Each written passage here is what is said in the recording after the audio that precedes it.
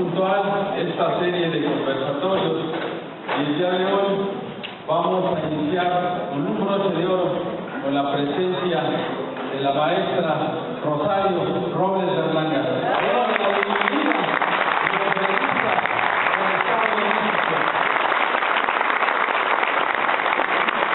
Nos acompaña la Dirección Estatal en Pleno.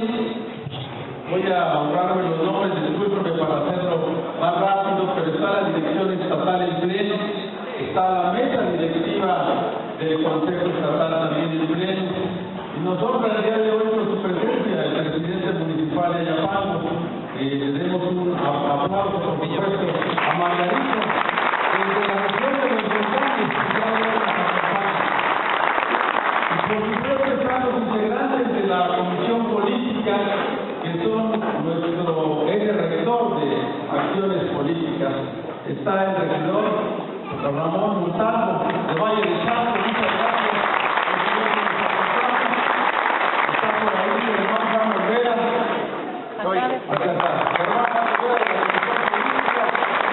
El ingeniero Héctor Bautista, artífice de este tipo de comunicaciones, que damos la bienvenida y las gracias por esta acción.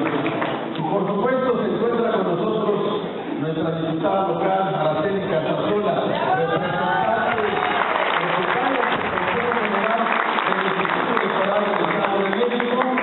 No podía faltar nuestro coordinador del grupo parlamentario, el diputado Omar Ortega Álvarez.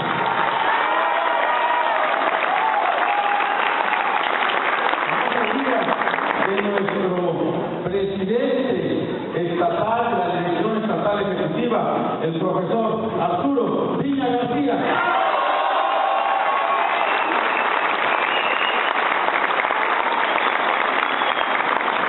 Bueno, los más importantes que el día de hoy nos acompañan son todas y todos ustedes, compañeras y compañeros, trabajadores, militantes que día con día sacan la casa por el Partido de la Revolución Democrática del Estado de México.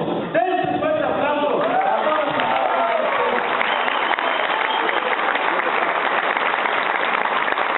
Agradecemos particularmente la presencia de consejeras y consejeros estatales, de presidentes y presidentas de las direcciones municipales ejecutivas del partido en los 124 municipios del estado, y también con mucho cariño agradecemos la presencia de las y los regidores y síndicos de nuestro partido que dan la cara en los cabildos del Estado de México. Muchas gracias a todos ustedes.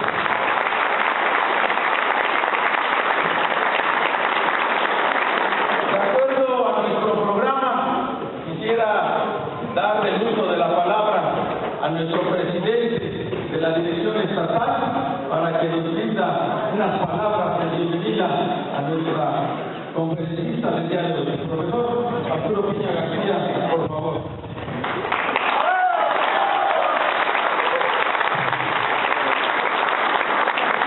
Compañeras, compañeros, buen día tengan todas y todos ustedes.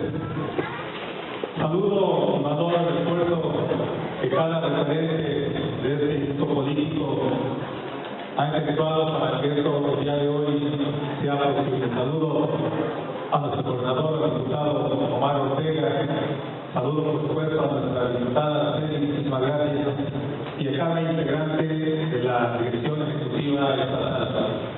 Saludo, por supuesto, a quien ha sido voz autorizada de la izquierda del Estado de México y del país, por supuesto, a nuestra compañera en muchísimos años, también dirigente del partido, a Rosario Robles. Bienvenida a esta casa, a este estado de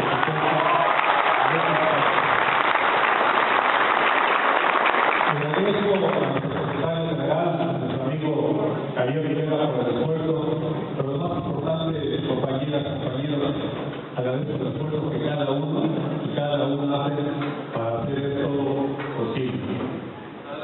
El 16 de marzo, de manera formal, se integra la Dirección Ejecutiva Estatal y posteriormente, un mes más o menos, se integran las direcciones ejecutivas municipales.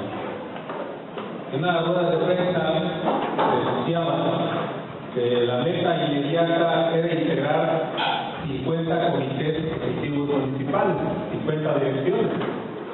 El esfuerzo de cada uno,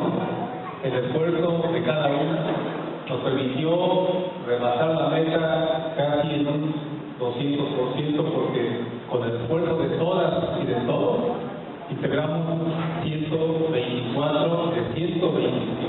Eso es un gran logro que se debe reconocer y agradecer al esfuerzo de los referentes del partido, pero lo más importante, a todos ustedes, a todas ustedes, compañeras y compañeros.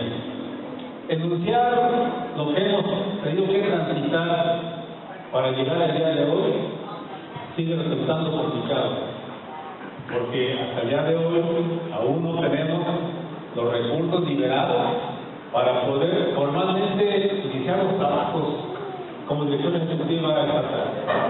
Sin embargo, una decisión colegiada con los dirigentes, con los referentes, con la comisión política, decimos, ya estuvo bueno de que sigamos poniendo como pretexto la falta de recursos y pongamos manos a la obra.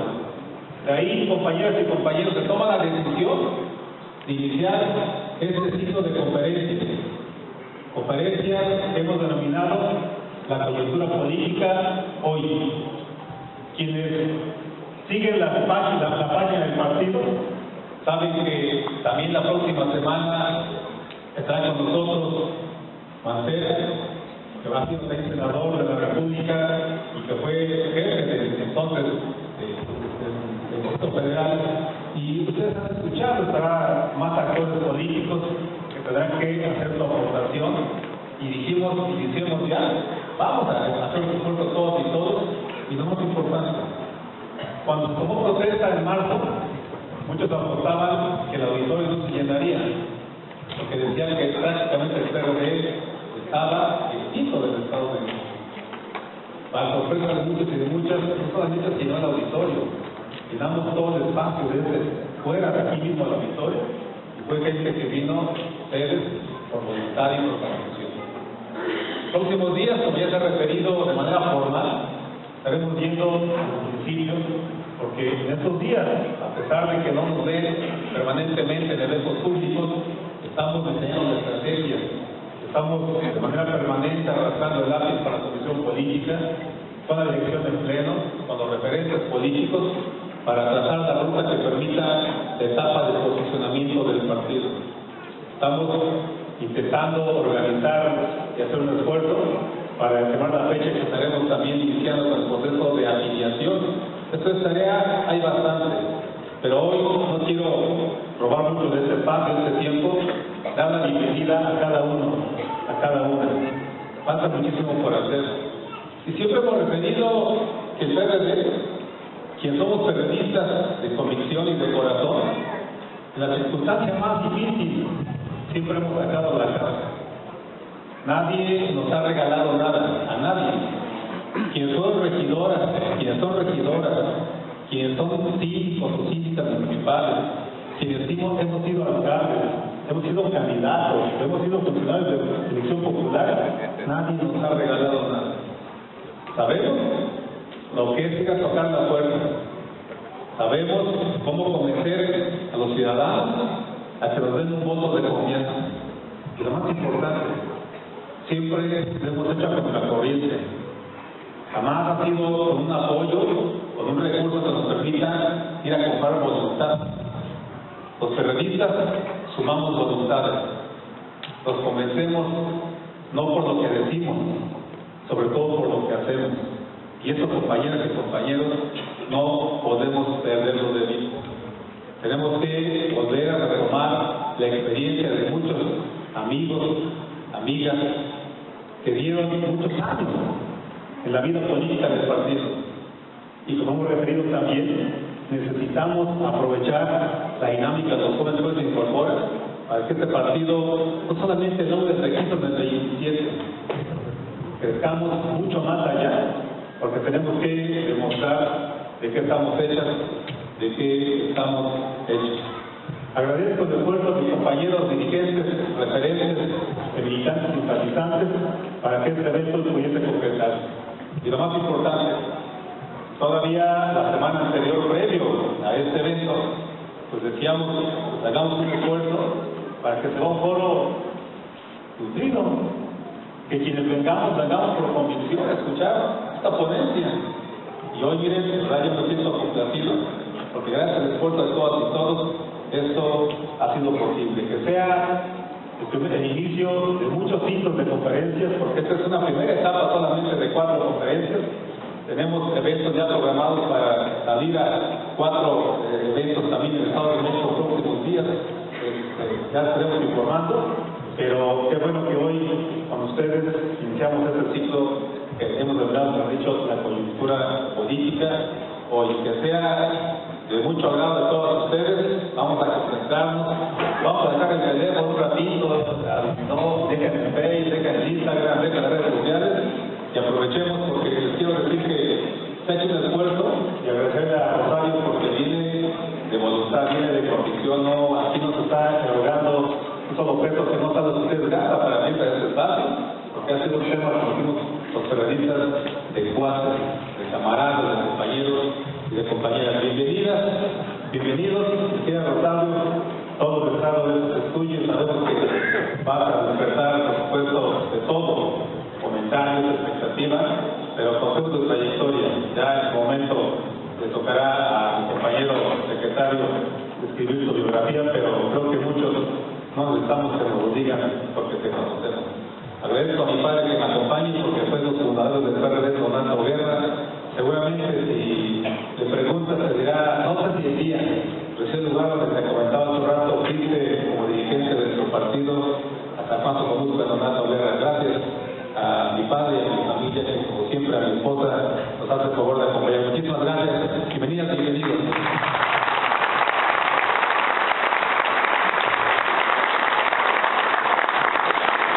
Muchas gracias.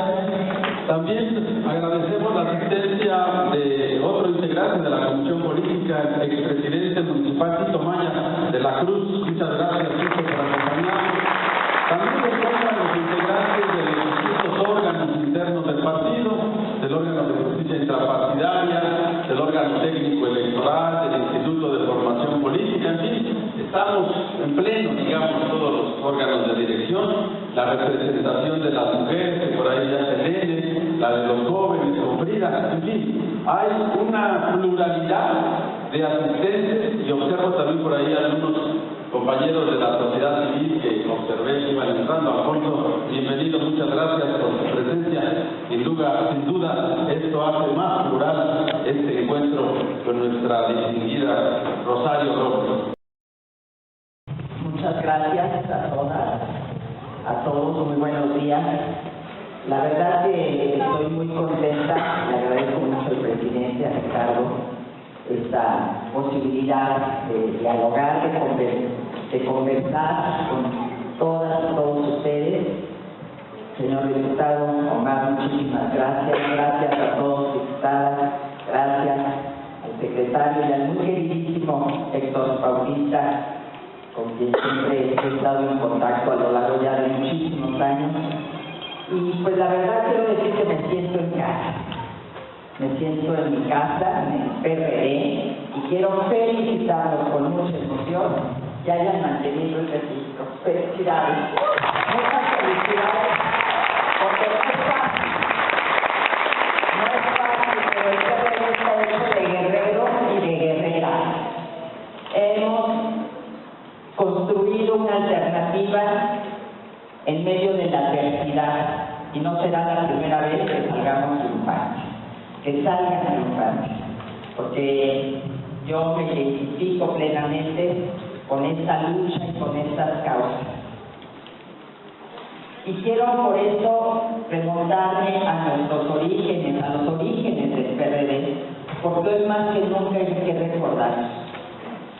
El Partido de la Revolución Democrática tiene su origen en el movimiento de 1988, encabezado por el ingeniero Cuauhtémoc Cárdenas. ¿Y por qué es relevante señalar esto? Porque el PRD surge de este movimiento después de un fraude electoral exigiendo elecciones libres, sufragio efectivo, que el gobierno sacara las manos de los procesos electorales, que los votos se contaran y se contaran bien, y que se pudiera derrumbar un régimen construido con un partido hegemónico, único, patrimonialista. Esa es la base del PRD, democracia ya, patria para todos, y todas diríamos ahora, y todos dice el diputado. Y esa democracia que estuvo pavimentada con 500 muertos, varios de los cuales fueron del Estado de México, sobre todo de Guerrero y de Michoacán. 500 hombres y mujeres que dieron su vida para que en México se respetara el voto. Y es esta lucha que se dio desde la izquierda, de un partido que de ser movimiento, se convirtió justamente en eso, en un partido que se propuso conquistar el poder por la vía constitucional, por la vía electoral. Y esta es la pelea que se dio durante muchísimos años, hasta que se empezó a ganar territorio.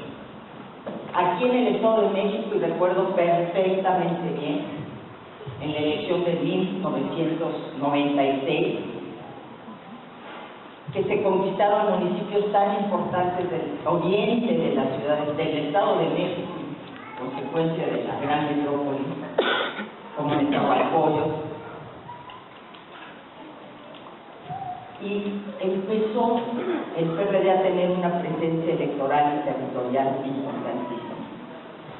Gracias a que hubo una reforma electoral, la de 1996. Éramos 50 diputados del PRD. El PRI tenía mayoría calificada en la Cámara de Diputados. Y sin embargo logramos abrir el espacio, abrir las puertas y abrir las ventanas para que se diera esta reforma electoral que permitió tener un órgano electoral autónomo y permitió que los votos empezaran a contarse bien y empezamos a ganar territorio. Y esta lucha hoy está siendo traicionada. Está siendo traicionada bajo el nombre de la izquierda. Esto es lo más grave. Porque el PRD surgió como una izquierda democrática, una izquierda que dijo, a través de las elecciones, vamos a demostrar nuestra fuerza. Una izquierda que logró tener a un Goldenberg al frente del primer Instituto Federal Electoral Autónomo, que conquistó la capital de la República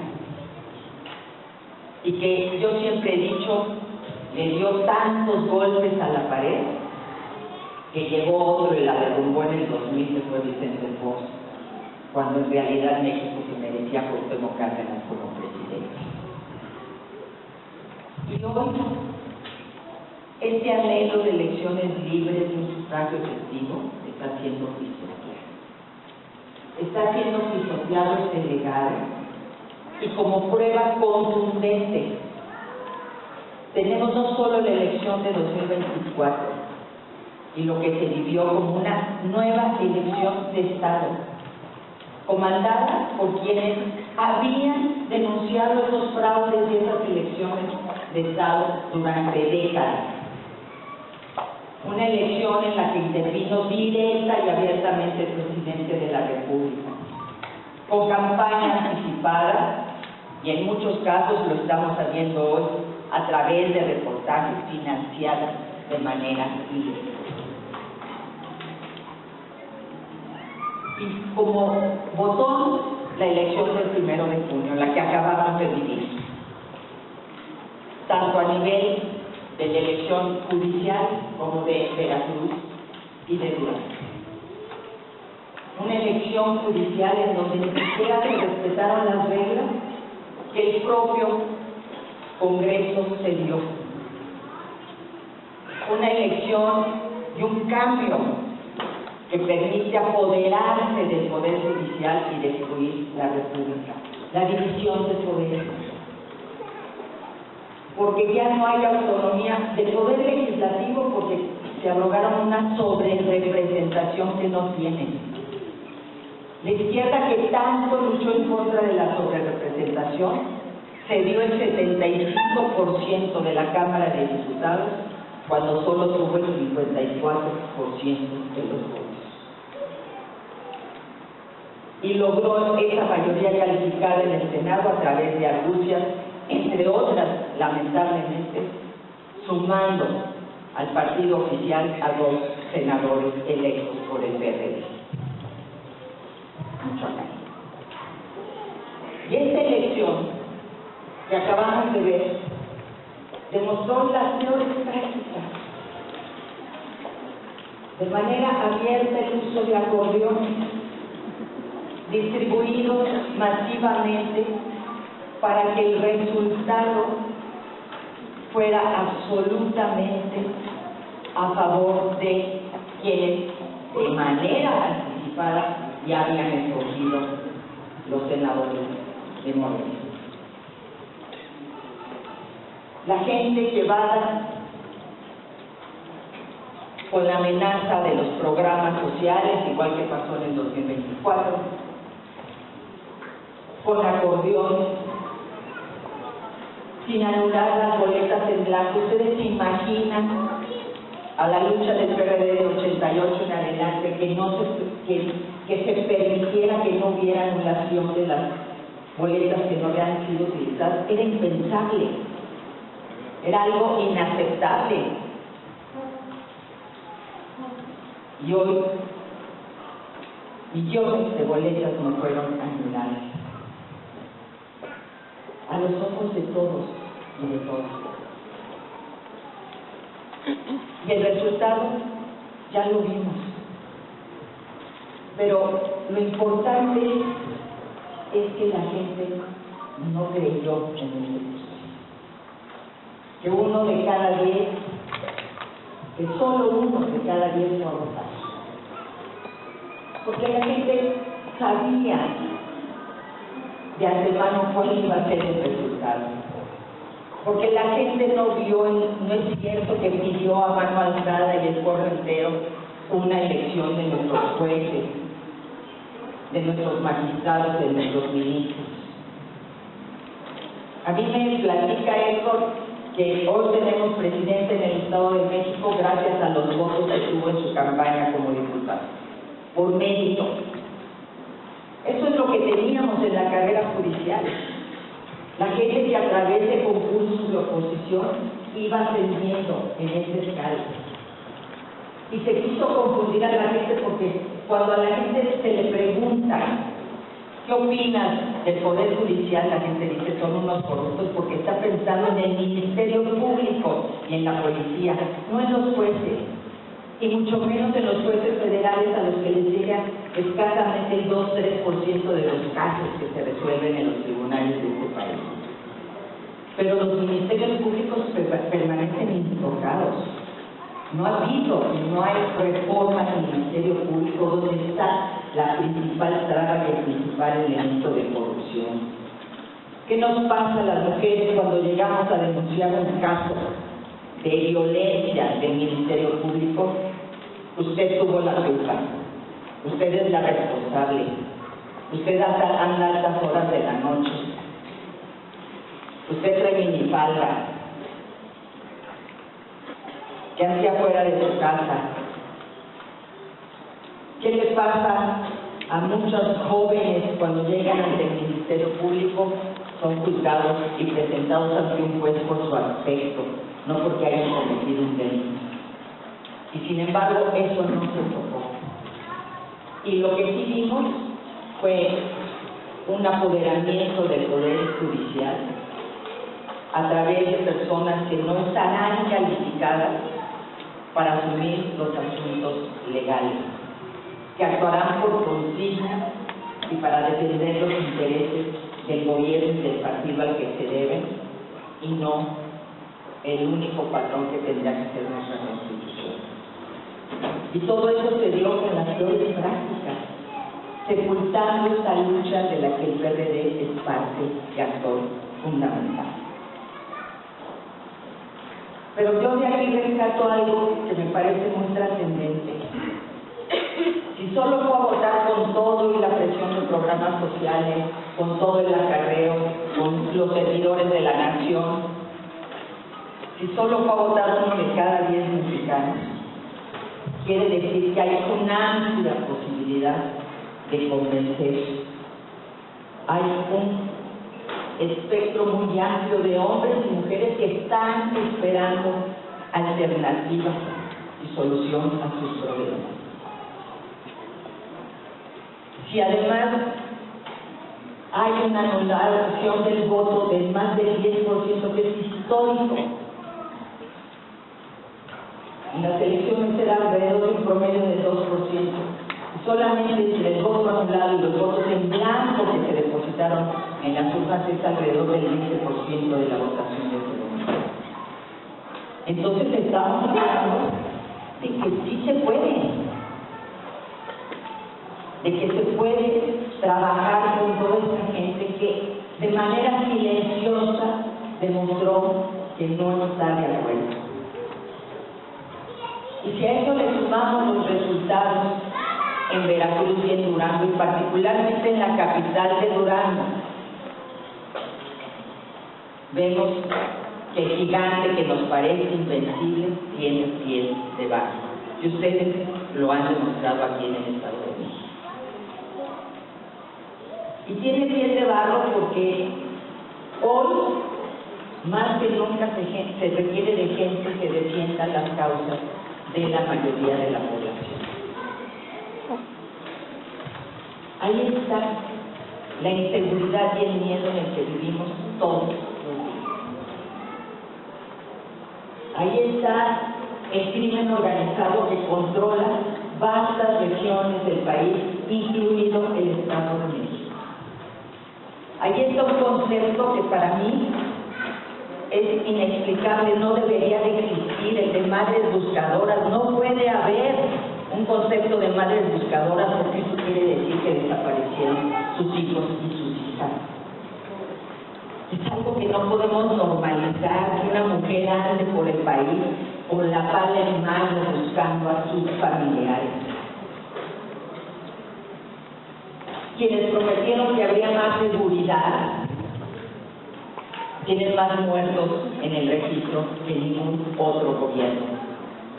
200,000 en el sexenio pasado, y en este sexenio miles de muertos que han querido ocultar, desapareciendo esta cifra, pero incrementándose el número de desaparecidos. Y el miedo es lo que está en nuestras vidas. Yo le digo a la gente, a mí me tocó vivir una experiencia muy dolorosa, la cárcel, por razones políticas. Pero en realidad, la cárcel no solamente son 4 paredes. La cárcel es no poder salir de nuestras casas porque tenemos miedo. La cárcel es quedarnos angustiadas y angustiados porque nuestros hijos, que tienen derecho a divertirse, salen un viernes, un sábado en la noche.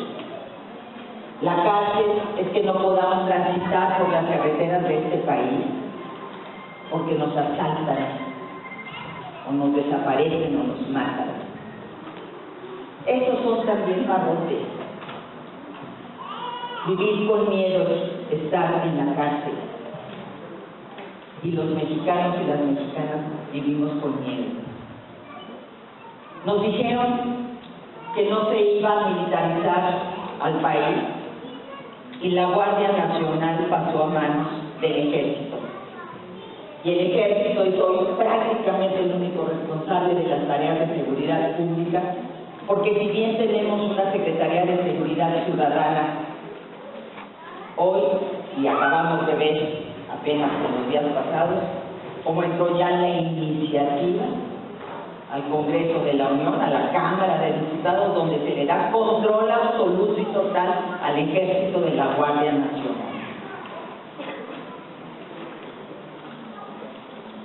Nos dijeron que el país iba a crecer y hoy tenemos un crecimiento apenas del 0.1% pronosticado. Y apenas ayer salieron los datos de que es probable que sea un crecimiento negativo. Y puede haber programas sociales, y puede darse dinero a la gente, pero si no hay desarrollo, no va a haber prosperidad para todos y todas. Y si estos programas sociales son a costa de dos derechos sociales fundamentales, que son la salud y la educación, no se vale. ¿De qué me sirve una pensión para adulto mayor, para mujer, madre jefa de familia, una beca para los jóvenes, si llego al centro de salud, al centro médico, al hospital, y no hay medicamentos y la gente se muere?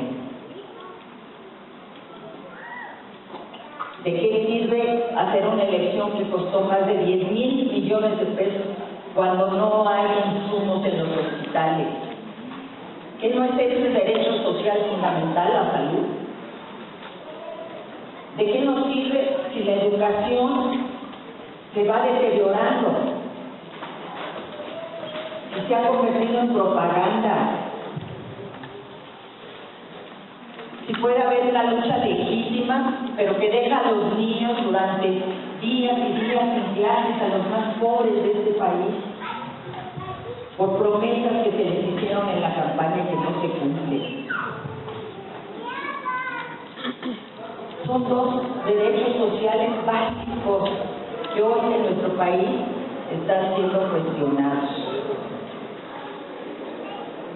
Queremos seguridad, queremos prosperar, queremos que nuestros hijos e hijas tengan acceso a una educación de calidad, porque entonces ellos estarán mejor que nosotros y nosotras. Queremos que los jóvenes tengan esas oportunidades. Y entonces, ahí están las causas, no hay que inventarlas. Están ahí acompañando a la gente. Y yo creo que en este proceso merecemos una autocrítica, nos debemos una autocrítica como izquierda mexicana, por los resultados electorales a nivel nacional el año pasado, y porque al final de cuentas dejamos tal vez de acompañar estas causas y de conseguir al territorio. La gran aportación del PRD fue conseguir al territorio como el espacio donde tenemos que construir ese poder alternativo. Por eso a mí me da mucho gusto escuchar que más allá de la meta de 50 comités municipales se logró tener 124. Porque ahí es donde hay que acompañar a la gente que hoy va al mercado y le cuesta más caro el jitomate, le cuesta más caro el huevo, le cuesta más caro la tortilla.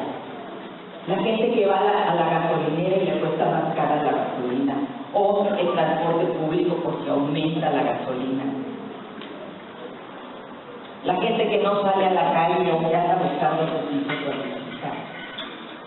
Ahí están las causas que tenemos que acompañar desde cada municipio. Ahí está la experiencia de un largo caminar, que es el cual hoy se tiene que agregar. Pero para eso se requiere altura de mira. Vivimos un momento muy crítico para el país, lo estamos viendo hoy por esta tensión entre el gobierno de Estados Unidos y México. Estamos viendo la persecución de nuestros paisanos, las redadas indiscriminadas que se realizan en ciudades santuario como Los Ángeles. Estamos viendo que nos hablan de una magnífica relación, pero por primera vez se va a poner un impuesto a las remesas que envían nuestros paisanos. Se nos dice que como nunca ha habido una relación como la de ahora y tenemos el 50% grabado dos elementos básicos para la industria automotriz que exporta mucho a Estados Unidos o la vivienda, que es el acero y el aluminio. Y tenemos 25% de gravamen, de aranceles, a productos que no están en el Tratado de Libre Comercio y son casi la mitad de los productos que exportamos a Estados Unidos. No estamos bien en seguridad, no estamos bien en la economía, no estamos bien en nuestro comercio exterior. Hay mucho por donde caminar. Y entonces, en medio de esta oscuridad, hay una luz. Ustedes lo están viviendo aquí. A pesar de los pesares, a pesar de que en un momento determinado podría haber identidad por esta política social con el partido que hoy gobierna y por quienes son y han sido sus dirigentes, muchos de ellos originarios del PRD, ustedes se mantienen en la lucha y en la pelea. Lo más fácil es caminar al otro lado. Lo difícil es mantenerse aquí. Y si ustedes están aquí es por convicción, por amor a México. Y nos llegó el momento de volver a ser patriotas. Los que acudimos al llamado en 1988 abrimos el camino. Ahora les toca a muchos y a muchas de ustedes continuar con esta lucha para que en realidad en México haya democracia de manera definitiva y patria para todos y todas. Muchas gracias.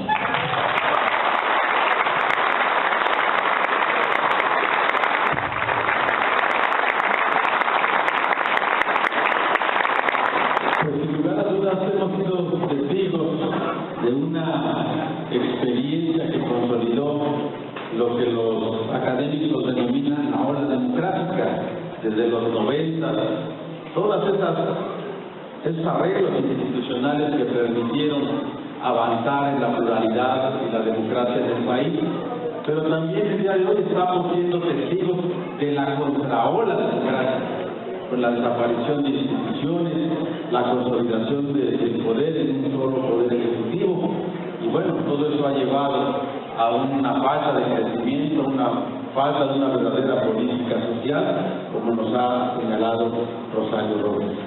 Vamos a abrir una ronda de preguntas y respuestas. Ha estado con esa disposición Rosario. Solo les pediríamos que fueran muy concretas sus preguntas, pedirles de favor que no fueran intervenciones, sino preguntas respetuosas a la maestra Rosario Robles. Así es de que abrimos la ronda. Bueno, en orden de decimos los abogados, primero en tiempo, primero en derecho. Zurizaday, vicepresidenta de la mesa directiva del Consejo Estatal. Levante su manita para que les hagan llegar el micrófono, por favor. Mano santa, dice. Buenas tardes, señora presidente. ¿Cuál ha sido el mayor aprendizaje personal y político tras su experiencia? ¿Y cómo cree que ese aprendizaje pueda contribuir a una mejor rendición de cuentas en el sistema político mexicano? Vamos a hacer una ronda de 3 preguntas y hacemos una... acá el compañero, nombre y municipio, por favor. Si nos ayuda el compañero de Acapulco, el norte poniente de...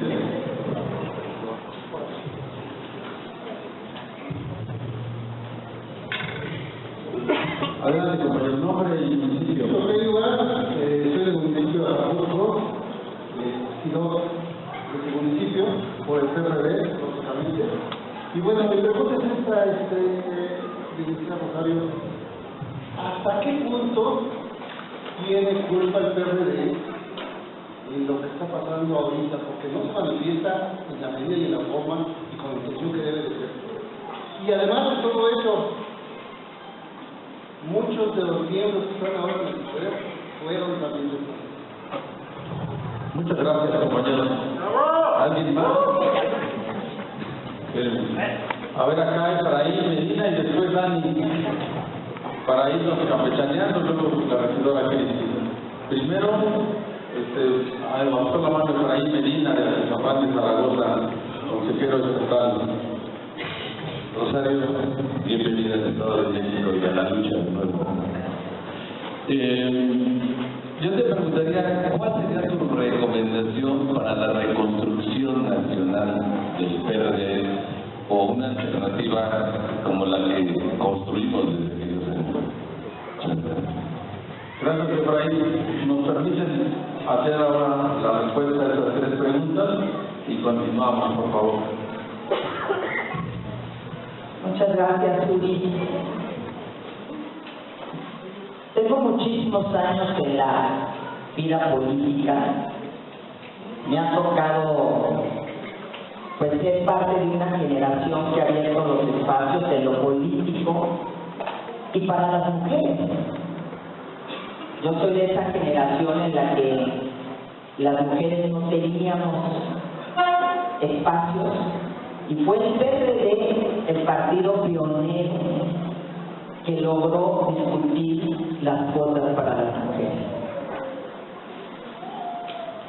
Las cuotas que obligaron primero a que de cada 3 lugares hubiera una mujer por lo menos, primero en los cargos de dirección, después ya en los cargos electorales. Y esta lucha abrió los espacios a nivel nacional para que esto se tradujera en los códigos electorales, hasta que llegamos a la paridad. Entonces esa parte a mí me enseñó mucho, porque fue poner en el centro la necesidad de que las mujeres estuviéramos representadas en los ámbitos de discusión política. Pero hoy reflexiono, no solamente era llegar, para que llegáramos las mujeres que en sí mismos este hecho era muy importante. ¿Para qué? Para defender a gente como Cuauhtémoc Blanco, acusado de una presunta violación. Para eso queremos tener paridad en la Cámara de Diputados. Para obedecer ciegamente, no. Las mujeres llegamos para enarbolar la lucha de las mujeres, nuestras demandas y nuestras exigencias. Y hoy no solamente estoy hablando de este concepto inaceptable de madre buscadora, estoy hablando de que las mujeres trabajamos para sostener a nuestros hogares. 1 de cada 4 hogares es sostenido por una mujer, y en una gran parte de los hogares contribuimos con nuestro ingreso a sostener a las familias. Y sin embargo, las políticas de cuidado, que tienen que ser un eje vertebral de toda la estrategia, y un gobierno que supuestamente es de izquierda, se han abandonado. Se desaparecieron las estancias infantiles, disminuyeron las escuelas de tiempo completo, que fue una demanda de muchos años que planteamos para que los horarios escolares fueran compatibles con nuestros horarios laborales, para que pudiéramos estar tranquilas en el trabajo sabiendo que nuestros hijos e hijas estaban bien cuidados. Y todo esto se desmontó, se desmanteló.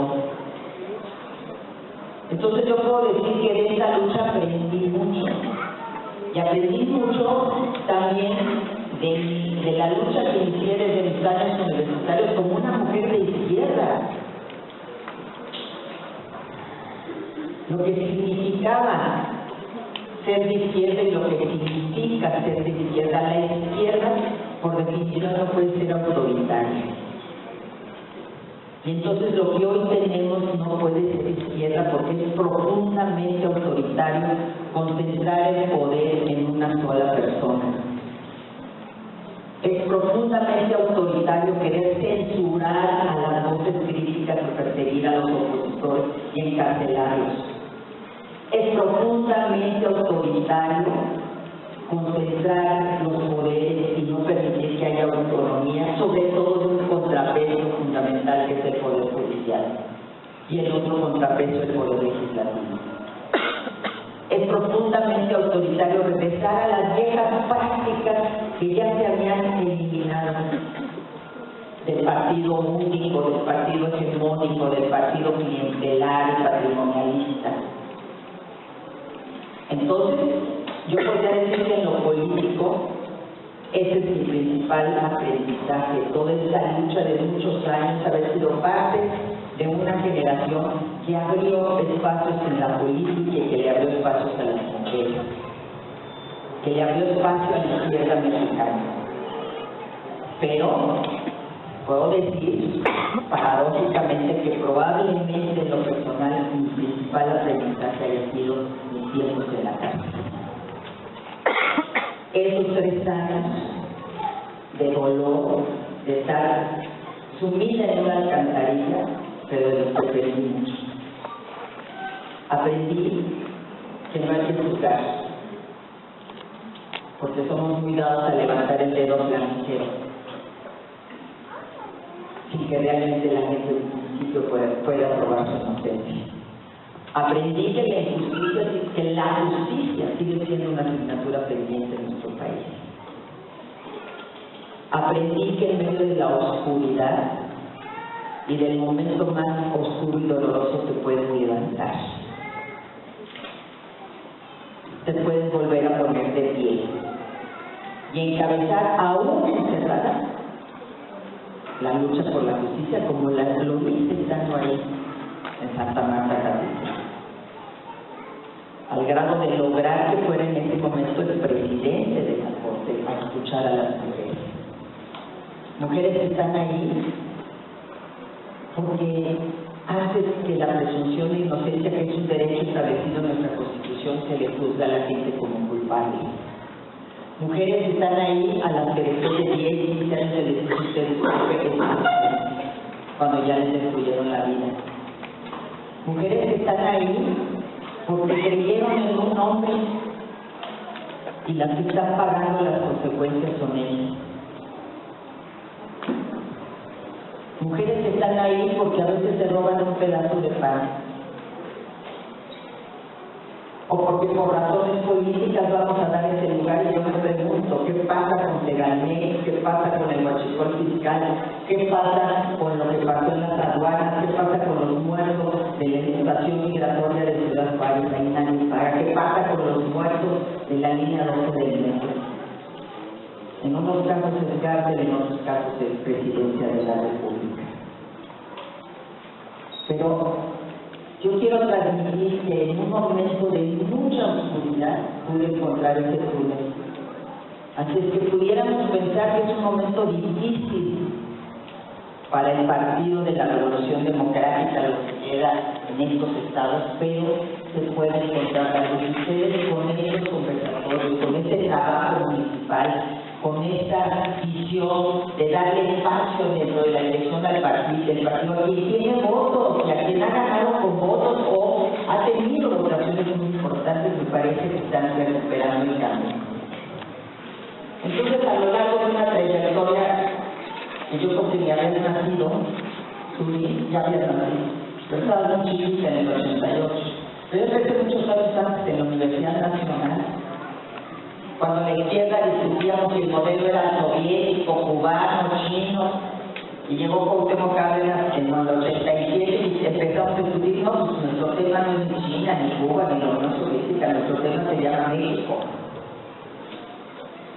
donde había hambre, donde había desigualdad, donde había este partido único, que hoy ha regresado con las peores prácticas. Entonces, son muchos los aprendizajes, pero puedo decir que donde encontré la necesidad de volver a mi origen fue en la casa,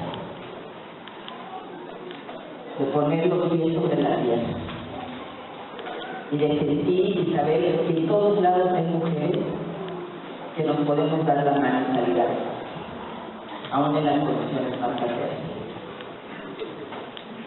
¿Qué tanta culpa tiene el PRD? ¿Cómo me dijo usted que se llamaba? Víctor. Pues bueno, yo creo que no se trata de echar culpa, ya me pareciera yo a quienes nos gobiernan, que le echan la culpa a todo el mundo menos a los que la sociedad tiene.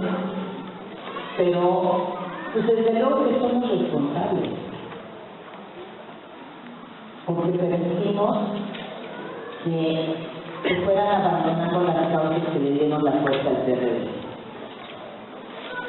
Porque a veces el pragmatismo fue el que nos, y me hago cargo, porque yo soy presidenta del partido, y yo fui de las que dijo que venga quien sea con tal de ganar elecciones. Y el pragmatismo fue abriendo el camino y haciendo un lado, no importa que este día de ayer nos hubiera cuestionado y dicho que éramos lo peor, que Cuauhtémoc Cárdenas era el peor dirigente, que tenía un partido, si venían al PRD eran exonerados. Lo que pasa ahora, ¿cuánto priista o cuánto panista se está yendo a Morena? Ayer eran enemigos, adversarios, y hoy son compañeros. Todavía en la elección de Durango afiliaron a priistas.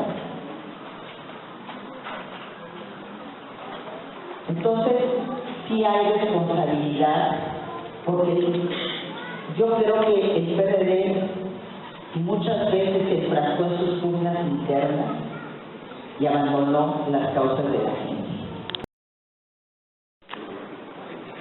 Yo no quiero que me den para tirarme en una mata, yo quiero ser productiva. Las mujeres queremos ser productivas, ¿sí o no, mujeres?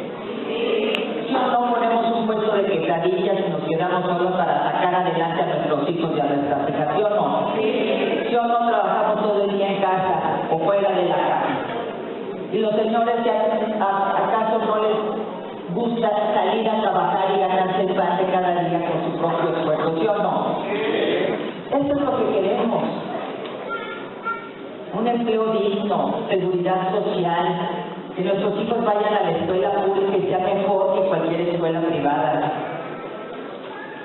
Que lleguemos al centro de salud y haya medicamentos y no se nos muera una persona convulsionada en los pasillos de un hospital porque exigía medicamentos y se muere. Tenemos que empezar a recuperar sintiendo el dolor de los demás y de las demás, siendo empáticos con el dolor de millones de mexicanos. Porque tenemos una patria ensangrentada y eso no es justo. Y entonces, para mí, para poder recuperar, porque la lucha nunca termina, como bien dice el eslogan, y llega hora de que anduviera terminando, pues ya llevamos muchos años. Para mí, tener esa altura de vida y saber encontrar a todas y a todos los que comulgamos con las mismas causas. Ahí están. Ustedes la saben y la conocen perfectamente bien.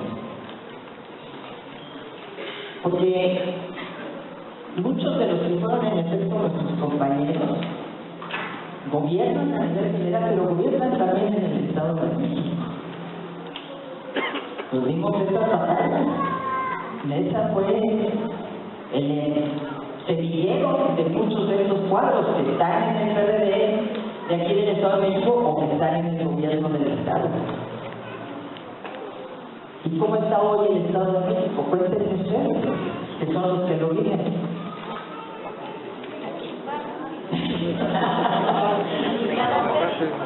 A ver acá. ¿Cómo está? Ya. O sea, en una sola frase. Entonces, creo que esfuerzos como estos, y yo no quiero dejar de felicitarlos de veras porque no es fácil en estos momentos. Esfuerzos como estos van a dar sus frutos y debemos de tener paciencia. Debemos de tener paciencia, aunque hoy el país tiene muchas causas y ahí tenemos que estar. Y más pronto que tarde, más pronto de lo que nos imaginamos, vamos a lograr recuperar a nuestro México, a nuestro querido México. Gracias.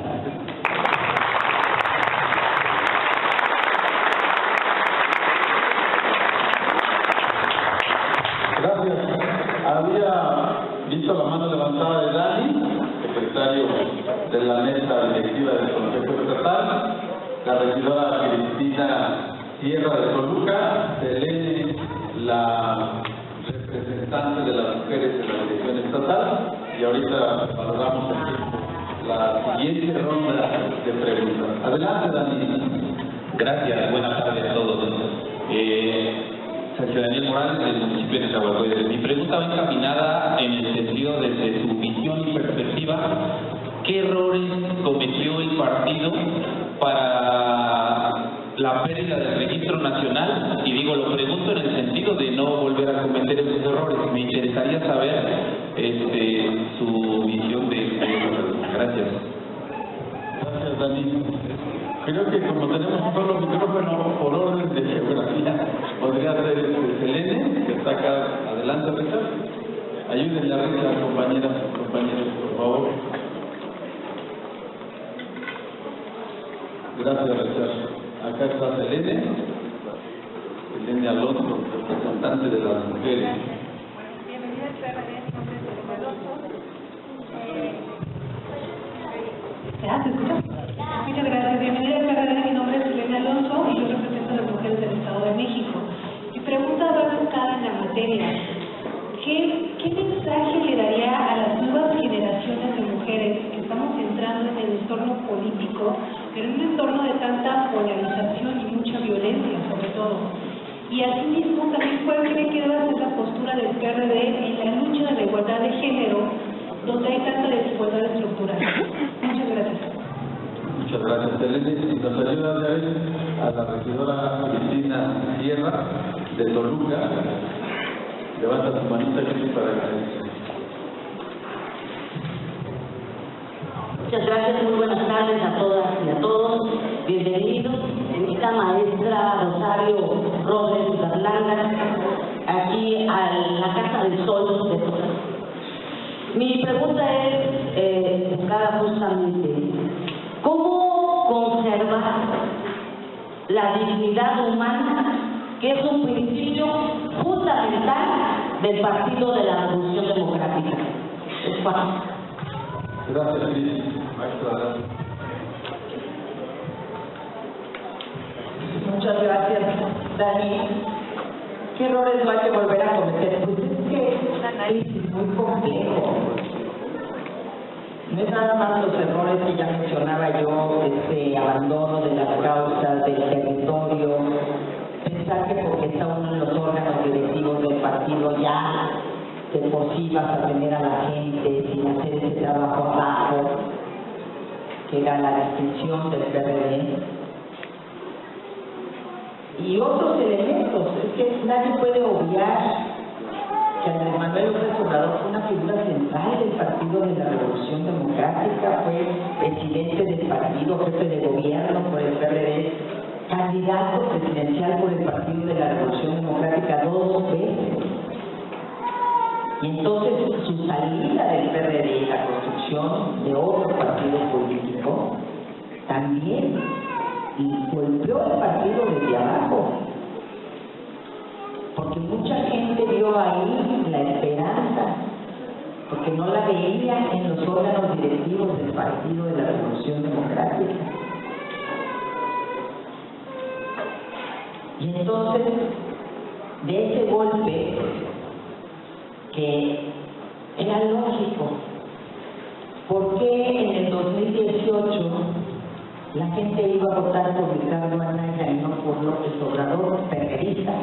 Ya no estoy hablando del partido Moreno, estoy hablando del PRD.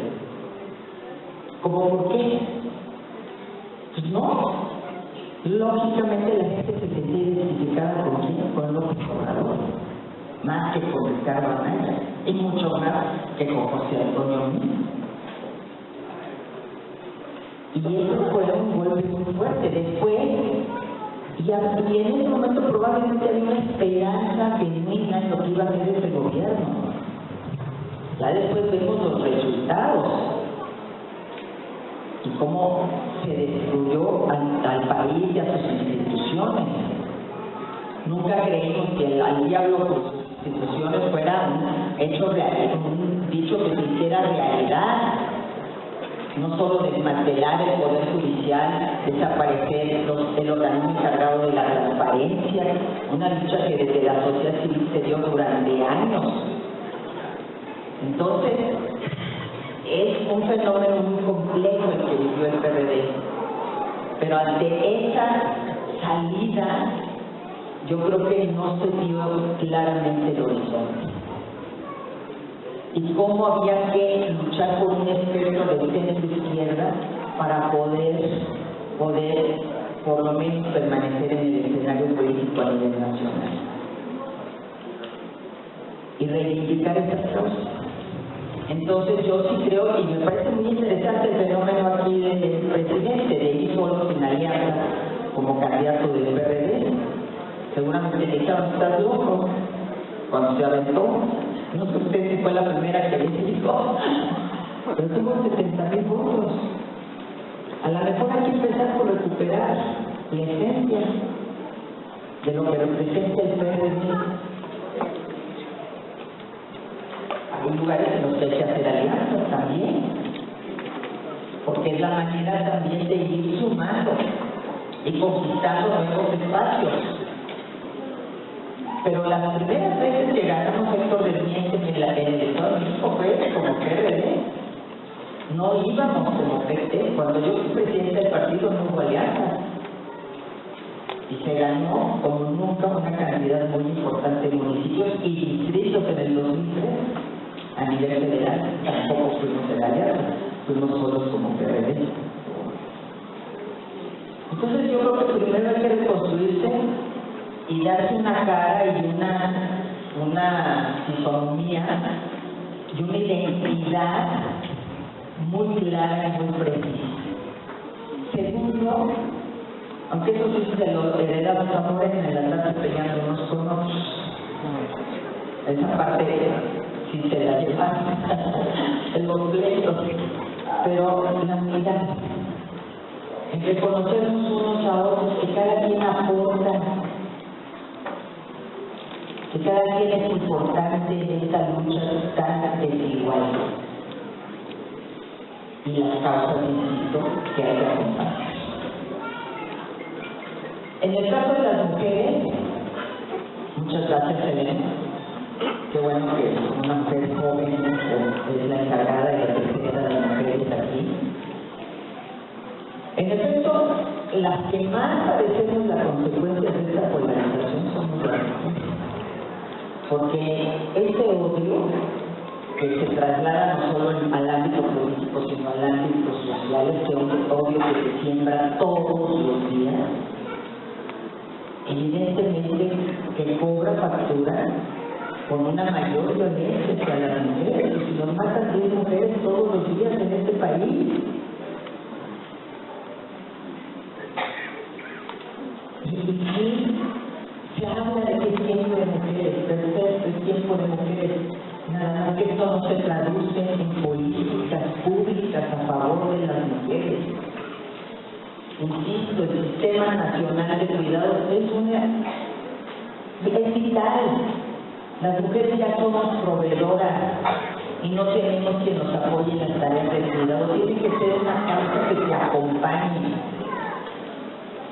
Obviamente la lucha contra la violencia, tenemos que ser las portadoras del estandarte de la paz, porque las mujeres somos las que dentro de la familia estamos uniendo. ¿Sí o no, mujeres? Que no hacemos distinciones entre unos hijos y otros, y siempre tratamos a nuestros hijos por igual y sumamos y permitimos que haya diálogo y unimos. Y nos toca ser portadoras del mensaje de paz, de reconstrucción, de reconciliación. México hoy más que nunca requiere un discurso de reconciliación, no del odio. No es posible que en medio de la crisis en la que estamos con Estados Unidos, hoy el discurso de nuestra presidenta mujer sea exigir a líderes políticos que son las que supuestamente le han dado perdón, si son momentos de llamar a la unidad en torno a México, no de polarizar. Entonces aquí las mujeres jugamos un papel trascendental. Mujeres que además estemos dispuestas a ser nosotras mismas, a que no sea alguien quien nos dirija y que nos diga qué tenemos que hacer. Mujeres libres, mujeres que rompan las cadenas. Yo siempre pongo un ejemplo. ¿Qué pasaría si un día a las 5 de la mañana todas las mujeres hacemos una huelga de brazos caídos, las mujeres del país? ¿Qué pasaría? Se paraliza, ¿sí o no? No van los hijos a la escuela, no va el marido al trabajo, no. Ese es el tamaño de nuestra fuerza, nos la tenemos que creer. La mitad de que camine este país tiene que ver con nosotras. Y entonces tenemos que enarbolar esa lucha por la no violencia, por la igualdad, por una política de cuidados,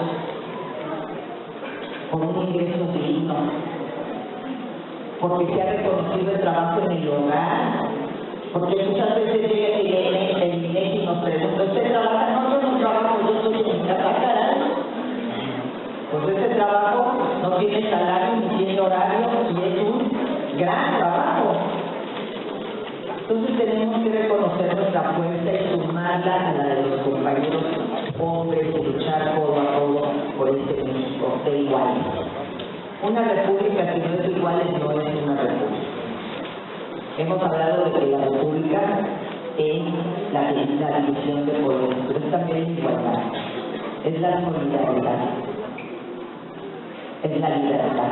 Son los tres valores esenciales de la república. Y los tres tienen que ver con nosotros las mujeres. Así que yo creo que tienen mucho trabajo las mujeres en el campo, las mujeres en las fábricas, las mujeres que están en su casa, las mujeres que tienen un puesto de venta de edificios, esas cosas. Las mujeres todavía vivimos una condición de desigualdad que necesitamos remontar. Entonces ahí hay mucho trabajo que hacer. Y bueno, lo de la dignidad humana un poco lo planteamos Cristina hace un momento. Yo creo que lo más digno es ganarnos el ingreso con nuestro propio trabajo. Lo más digno es que si vamos a una casilla, votemos con base en nuestra conciencia y lo que queremos y no con base en un acordeón. Eso es pisotear nuestra dignidad. Lo más digno es que seamos todos respetados y valorados por lo que somos y por lo que hacemos. No importa a qué sector pertenecemos.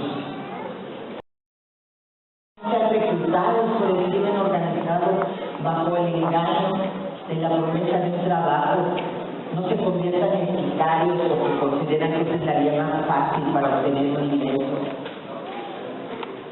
Que nuestros jóvenes tengan esas oportunidades que a lo mejor nosotros no tuvimos.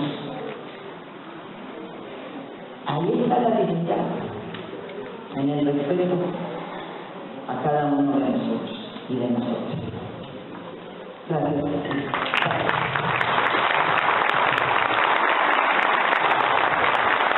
Bien, continuamos con esta serie de preguntas y respuestas. Les pedimos por favor a los compañeros que están teniendo un diálogo muy fraterno entre ustedes, que nos hagan favor de bajarle un poquito de volumen para atender la conferencia que amablemente nos está dando a conocer Rosario. Muchas gracias.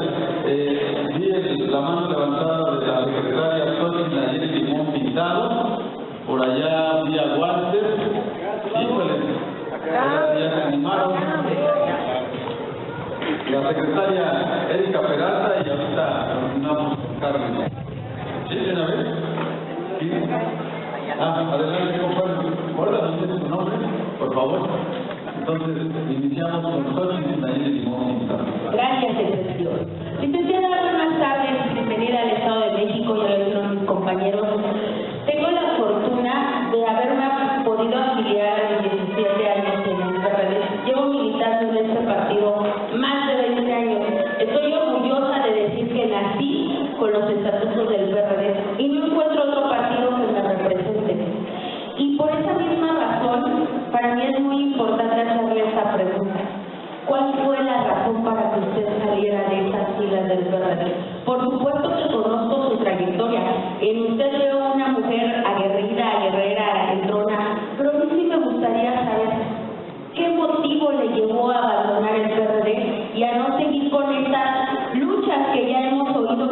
buenas, ¿no?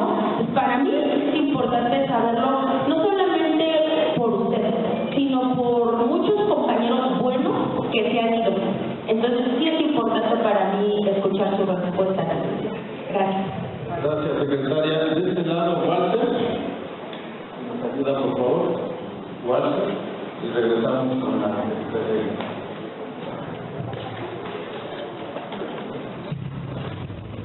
Hola a todos. Maestra, una pregunta muy sencilla.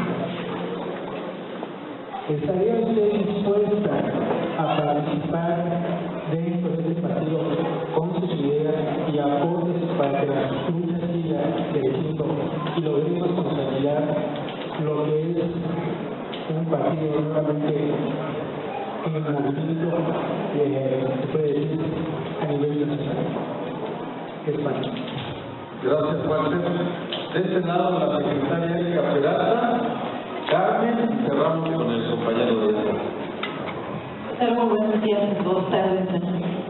Bueno, las dos preguntas que hicieron mis compañeros anteriormente, bueno, van muy relacionadas en la parte de la pregunta que tenía precisamente sobre la militancia, porque creo que en este lugar lo que hay son militantes, gente que, pues, a pesar de todo lo que nos ha sucedido, continuamos, a pesar de que tenemos un año con trámites burocráticos muy complejos, están los 124 municipios representados en cada uno de las regiones, que son difíciles, y está Valle de México, está Valle de Toluca, está la zona norte, la zona sur, y cada uno tiene contextos sociales diferentes. A mí me gustaría, con base en su experiencia, porque recorrió y fue la presidenta, ¿no? La única presidenta que ha tenido, bueno, doctor Barrales, ¿no? Pero, bueno, la primera presidenta del partido a nivel nacional, que pudo recorrer todo el estado, todo el país, que nos pudiera abonar, ¿no?, como experiencia para fortalecer la base militante, para generar un trabajo con ellos de manera constante y que no se sientan un poco excluidos de las decisiones, que creo que eso fue parte de toda la problemática que se desarrolló en los congresos, en los consejos, en los sillazos, de todo lo que nos ha precedido anteriormente al partido. Y pues finalmente, como lo comentaba el compañero Walter, ¿qué sigue para usted políticamente hablando? Y si se mira en el Estado de México, considerando que pues tiene residencia. Carmen, por favor, representante de sugerencias del órgano electoral. Adelante, licenciada. Gracias, licenciado. Buenas tardes, compañeras, compañeros. Maestra Rosario Rodríguez, gusto saludarla. Yo vengo del municipio de Tumba, ahí afortunadamente en el año 2000 ganamos la presidencia municipal. Usted hizo el honor de ir a transformar nuestro presidente municipal, Rayo Franco, y pues es una excelente experiencia que tenemos y buenos recuerdos de usted. Mi pregunta es, desde su perspectiva, ¿cuál es la ruta que tiene que seguir el PRD del Estado de México para seguir vigente y sobre todo para que sigamos en pie de lucha y que el partido pueda consolidarse como realmente una verdadera opción ciudadana para todos los mexicanos? Gracias, Carmen. Cerramos con el compañero Néstor, de Sultepec, de la gloriosa tierra de los jueces y cazadores de mamut. Buenas tardes, con mucho gusto, licenciada, a través de su parte. Yo sé que dentro de su trayectoria usted también trabajó mucho en estructuras de asistencialismo, lo que hoy en día también conocemos o podríamos, o pudo haber dado parte a lo que conocemos como las redes del bienestar, que en otra ocasión fueron redes del sol también. Lamentablemente sabemos que se convirtió en un monstruo antidemocrático. Mi pregunta sería, usted que conoce tanto este tema de asistencialismo, ¿cómo podríamos, o qué tendríamos que hacer nosotros en PRD para poder combatir este gran monstruo que atenta directamente contra la democracia del país?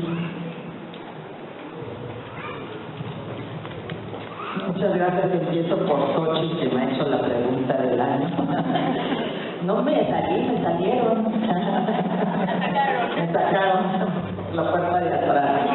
No, bueno, se dio todo este episodio de los escándalos. Y me tocó hacer la de Chico de Zapos. por una relación personal, porque las mujeres nos juzgan de manera diferente, con una vara distinta. Y resulta ser que los que iban a ese lugar a pedir dinero eran la gente cercana de Andrés Manuel López Obrador. Y ellos no pagaron la que padecí yo. Y eso me costó mi salida del Partido de la Revolución Democrática en un momento muy doloroso, porque yo soy fundadora del PRD. Yo formo parte de los que anunciamos en un desplegado, firmamos la convocatoria a la formación del Partido de la Revolución Democrática. Yo vengo de la izquierda que apoyó inicialmente al ingeniero Cárdenas, cuando Alberto Castillo todavía era candidato presidencial. Y nosotros, en Ciudad Universitaria, en la Universidad Nacional, la izquierda no partidaria estaba muy apoyando la candidatura de Jorge. Hicimos ese evento masivo en Ciudad Universitaria que está en los anales de la historia.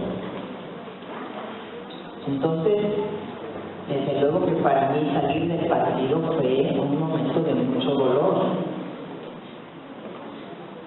Y yo renuncié primero a la presidencia del partido por una congruencia, porque yo propuse y dije, si no tenemos 100 diputados,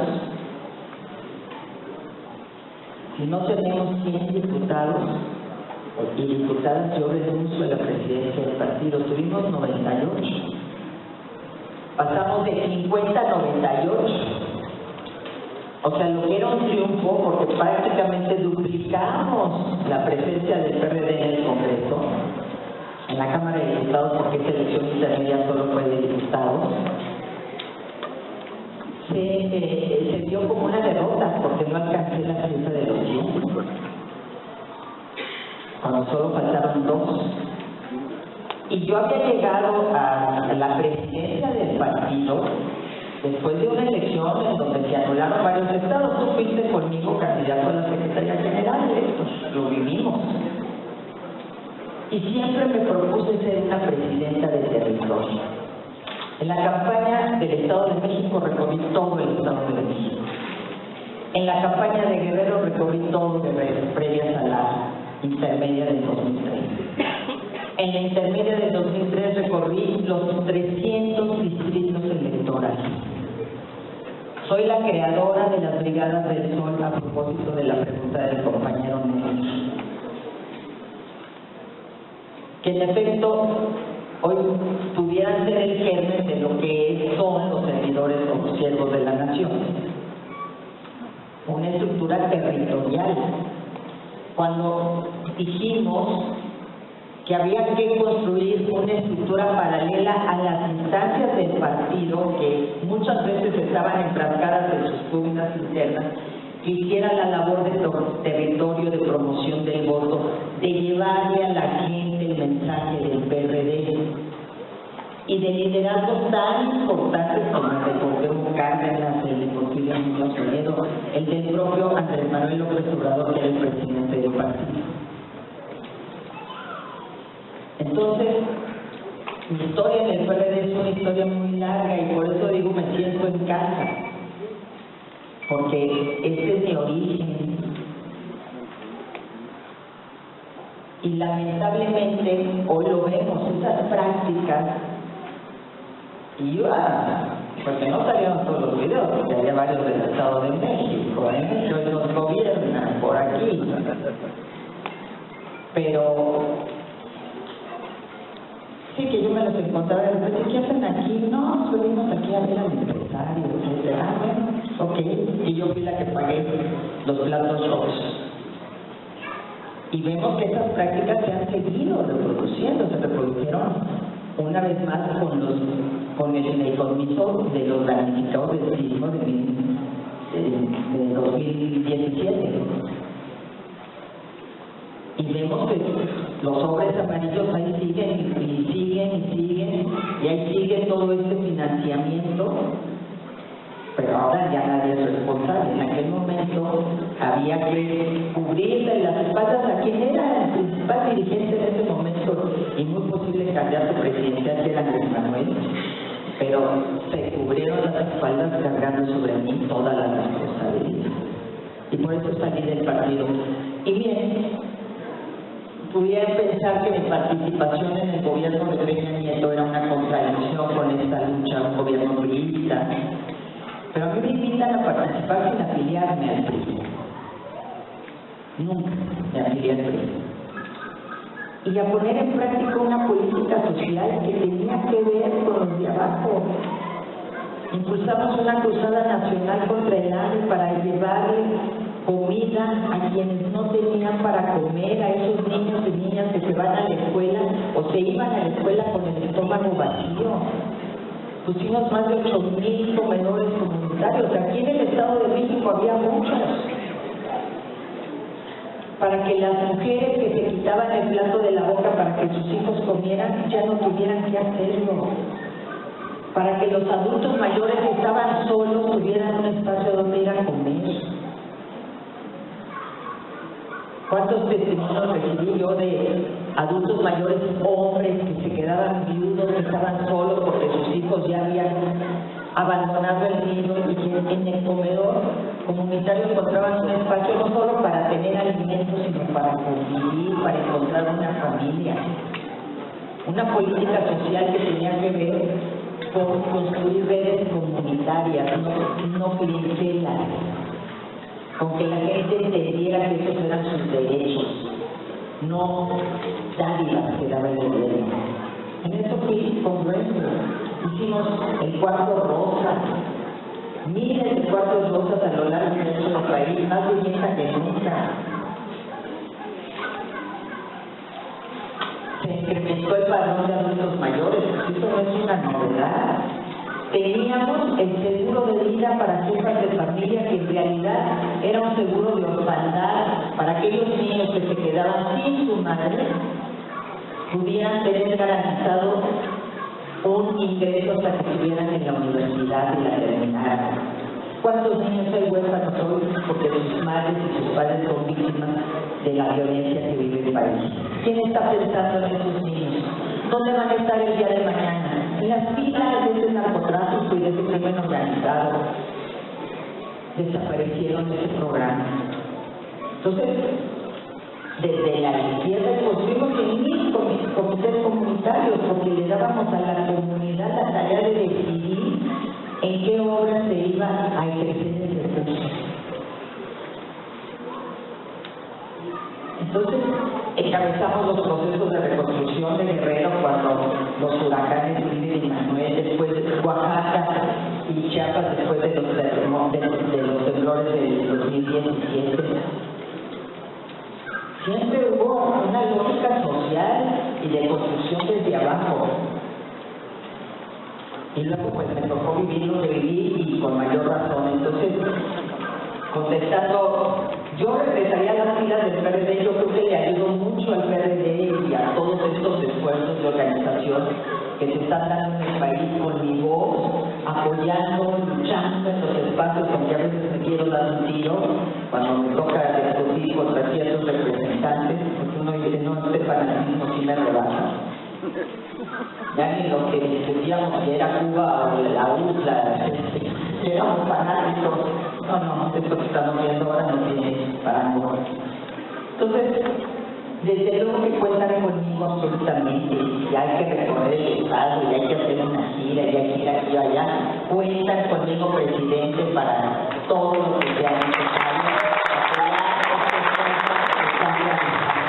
Y claro, no tengo residencia en el Estado de México. Muchos años viví en el Estado de México, pero vivo en la Ciudad de México, soy chilanga por nacimiento, así que no vengo a competirle a nadie más que aportar esta experiencia y esta voz y ponerme a sus órdenes. Muchas gracias y concluyo diciendo, la inclusión es un tema fundamental para que se mantengan nuestros militantes. Los militantes, yo creo que uno de los grandes problemas del partido fue esta exclusión. No eres de mi grupo, eso que ahora está en la dirigencia, quítate. El gran esfuerzo de unidad lo hicimos nosotros, porque representábamos una coalición de fuerzas enormes. intentamos incluso que se iniciara la elección, formando una comisión que comandaba Samuel de Millar, más o menos, para que el PRD no recurriera a las mismas prácticas que había aborrecido y contra las que había luchado. Al interior nos hacíamos fraudes. Ahí empezamos a acabar nuestra propia tumba. Y al incluir a que pensaba dentro del partido diferente a nosotros, cuando el PRD lo que era una amalgama de muchas fuerzas que venían de muchos, desde el prismo hasta la izquierda partidaria, la izquierda social, de todos lados. Y tendríamos que haber aprendido a convivir porque teníamos el mismo objetivo. Entonces, yo creo que hoy los militantes, me gusta mucho esta idea de que, a ver, tú eres el que tienes votos, órale, tal que te apoyamos. Que por fin se reconozca el trabajo de la gente, su esfuerzo, y más en estas condiciones tan difíciles. Entonces, y acá no fui la primera presidenta fue Amalia García, que hoy es el Movimiento Ciudadano, senadora de la República, pero insisto, ella mereció un partido con 50 diputados. Pues bueno, fue la elección del 2000 donde ganamos la Ciudad de México, refrendamos nuestro gobierno en la ciudad conmigo como jefa de gobierno y ganando a Andrés Manuel López Obrador la jefatura, pero perdimos la presidencial y nos fuimos a tercer lugar. Entonces la bancada del PRD de 120 diputados que habíamos tenido en el 97, cuando el PRI pierde por primera vez la mayoría calificada y logramos ganar la capital de la República y teníamos 120 diputados, en el 2000 quedamos en 50. Y nosotros hicimos el esfuerzo de duplicar prácticamente esta cifra en el 2003, yendo solos, sin alianzas, que siempre nuestros aliados eran el PP y Convergencia en aquel momento. Óyeme. Entonces creo que poner el centro en el militante, darle voz, abrir los espacios, es algo muy importante para poder volver a fortalecer al partido. Creo que son básicamente todas las preguntas. Termino en esto pues diciendo, ya contesté que las brigadas del sol, y creo que hay que hacer eso en el territorio, hay que darle tareas a la gente. Si nosotros hacemos una convocatoria que se inscriba gente por sección, seguramente todos vamos a hablar que los comités municipales, a ver, no tenemos los programas sociales para ir de casa en casa, como lo tienen ahora, de escribir a la gente y decirle que esto, amor con amor se paga, y esto se lo debe de la gente, cuando todo eso viene de los impuestos que pagamos todas y todos. Pero si tenemos lo que pasa en el país, lo que necesitamos es volver a tocar estas puertas, como aquí se ha dicho, y decirle a la gente, a lo mejor recibes esto, pero ¿de qué te sirve si el jitomate vale más? Si el huevo vale más y la tortilla vale más, ¿de qué te sirve si tus hijos no tienen una educación de calidad? Vean todas las encuestas. La gente reprueba el gobierno, dice, son muy populares, sí, pero en cada rubro los reprueba, en seguridad, en economía, incluso hasta lo social. Porque cuando llegó Andrés Manuel a la presidencia había 23 millones de personas carentes de salud, que no tenían acceso a la salud. Nos la dejó la cifra en 50 millones de mexicanos y mexicanas sin acceso a la salud. Nos desapareció el Seguro Popular y creó el INSABI, que después lo tuvieron que enterrar sin pena ni gloria y sin pedirle cuentas a nadie. Y ayer que me discutía yo en el programa con Adela Micha, que los invito a verlos los martes, con el representante de Morena, decía que nosotros recuperamos los trenes. Yo estuve como parte del PRD en contra de la privatización de nuestro sistema ferroviario, por supuesto, nada más que ¿para qué los recuperamos? Si de cada peso que ingresa del Tren Maya el gobierno tiene que pagar 108 pesos, pues ¿qué negocio es ese? Si lo tenemos que subsidiar en más de 10,000%, 20% al Tren Maya. Pues mejor esos recursos que se vayan a la salud. Un tren que además no utiliza la gente. ¿De qué nos sirve estar teniendo una refinería Dos Bocas en mi refina y cada vez nos cuesta más cara la gasolina? ¿O de qué nos sirve? ¿De qué le sirvió al oriente de la ciudad, del Estado de México un iPad cuando iba a tener un aeropuerto a nivel internacional que iba a dar empleo a más de 200,000 mexiquenses todos los días de manera permanente? El argumento, no, la gente pobre no viaja, no, pero vive de eso. En la zona más pobre del Estado de México, el oriente, un polo de desarrollo impresionante, simplemente por capricho se canceló y estamos pagando todavía por esa cancelación. ¿No sería mejor tener medicamentos en los centros de salud y un aeropuerto de primer mundo para que los mexiquenses del oriente, la zona más deprimida del área metropolitana, tuvieran trabajo? ¿No sería mejor? Entonces, hay que llevar ese mensaje a la gente casa por casa. Yo creo que hay que volver a hacer, ya no las brigadas del sol, sino una especie de brigada que lleve ese mensaje a las casas, porque la gente hay que repetirse las cosas para que, sí es cierto que ya puede empezar a sacar. Sí es cierto que se quede sin trabajo. ¿Cuántos del sistema judicial se van a quedar sin trabajo a partir del mes que toman posesión en la universidad? Muchísima gente que diría de eso. ¿Qué va a pasar con estas familias? Hay mucha tela de donde cortar. Es el principal mensaje que les quiero transmitir. Hay mucha tela de donde cortar. La esperanza no ha muerto. Podemos rescatar a nuestro país. Es momento de ser patriotas, de ser guerreros y de salir a luchar. Ese es el mensaje con el que me quiero quedar. Muchas gracias a todos, a todas, por su presencia. Muchas gracias. Gracias, presidente, gracias, diputado, gracias a todo el comité directivo, gracias, secretario, gracias. Muchas gracias, maestro. Ha sido una ponencia muy enriquecedora que sin duda fortalecerá nuestra formación política a nuevas generaciones que muchos participaron y a los que ya traemos